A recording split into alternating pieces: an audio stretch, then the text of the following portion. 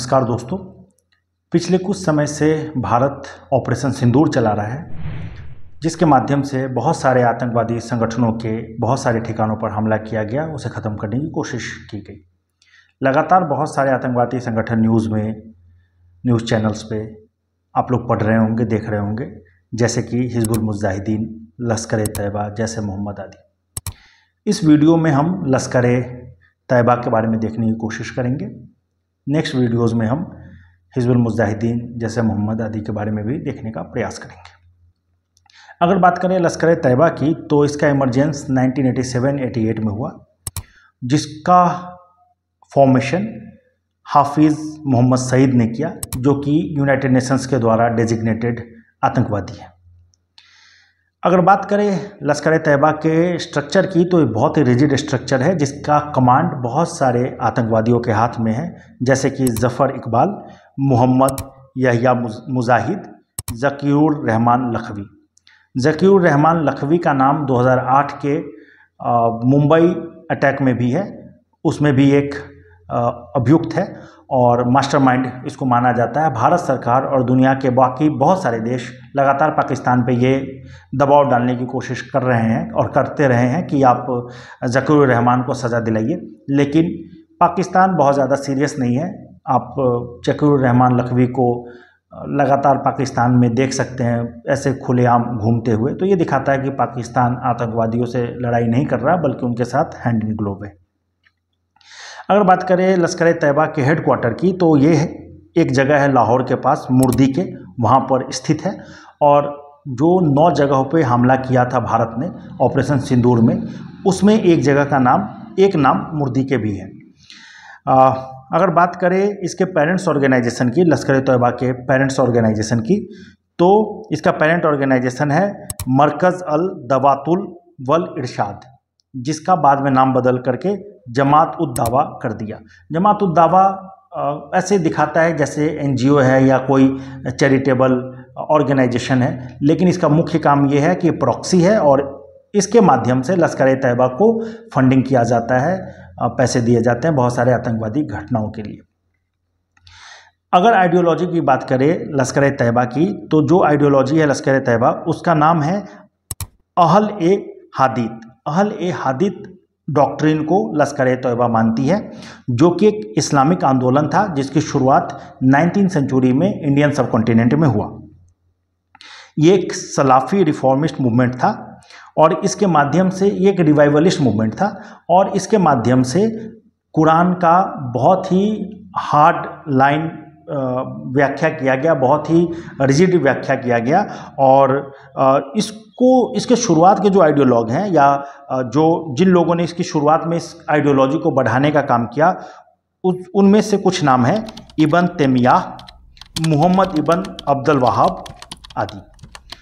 लश्कर तैयबा बहुत सारे आतंकवादी घटनाओं में जुड़ा हुआ रहा है, जिसमें से 2008 का मुंबई अटैक, जिसमें 166 से ज़्यादा लोगों की हत्या हुई, 2006 का मुंबई ट्रेन बॉम्बिंग, जिसमें 209 लोगों ने अपनी जान गंवाई।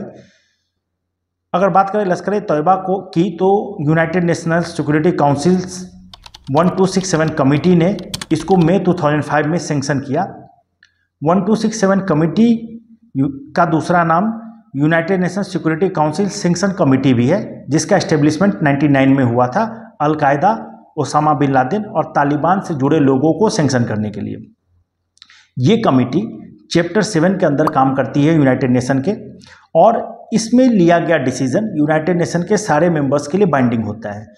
यानी कि बाइंडिंग होने के बावजूद भी पाकिस्तान, जो कि यूनाइटेड नेशन का एक मेंबर है, उसके द्वारा अभी भी हाफिज़ सईद के खिलाफ कार्रवाई नहीं करना इस बात को दर्शाता है कि पाकिस्तान बिल्कुल सीरियस नहीं है आतंकवादियों के खिलाफ लड़ाई में, बल्कि उनके साथ मिला हुआ है। 2008 में यूनाइटेड स्टेट के डिपार्टमेंट ऑफ द ट्रेजरी ने हाफिज़ सईद को स्पेशल डेजिग्नेटेड ग्लोबल टेररिस्ट यानी कि SDGT घोषित किया था। SDGT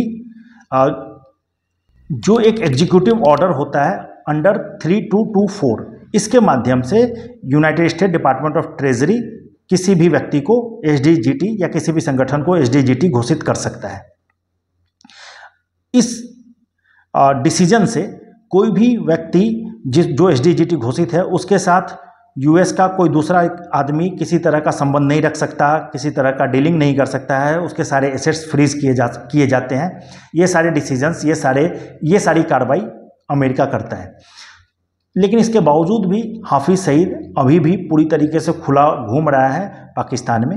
तो ये दर्शाता है कि पाकिस्तान किस हद तक दुनिया के लिए, वैश्विक शांति के लिए खतरनाक है।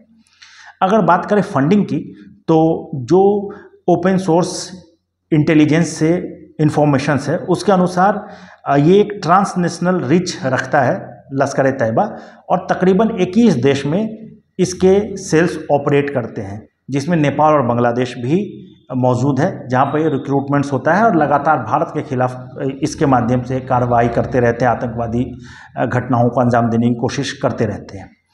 उसके अगर फंडिंग की बात करें तो ऐसा कहा जाता है कि तकरीबन 25 से 50 मिलियन डॉलर हर साल ISI, जो कि पाकिस्तान का खुफिया एजेंसी है, वो फंडिंग करता है लश्कर तैयबा को। इसके अलावा प्राइवेट डोनर्स जो गल्फ में बेस्ड हैं, खास करके UAE और सऊदी अरबिया में, वो डोनेट करते हैं। और उनके अलावा पाकिस्तान का जो डायस्पोरा है वो भी इस्लामिक चैरिटेबल फ्रंट्स के माध्यम से लगातार लश्कर तैयबा को पैसा देता रहा है। इसके अलावा लश्कर तैयबा बहुत सारे बिजनेस में भी अपना हाथ रखता है, जैसे कि कमोडिटी ट्रेडिंग में, रियल एस्टेट में आदि। तो ये दिखाता है कि लश्कर तैयबा एक बहुत ही खतरनाक संगठन है और भारत लगातार कोशिश कर रहा है कि इस संगठन को ख़त्म करे। तो नेक्स्ट वीडियोज़ में हम देखेंगे बाकी के और संगठन, आतंकवादी संगठन जैसे कि हिजबुल मुजाहिदीन, जैसे मोहम्मद। अभी के लिए इतना ही। Thank you.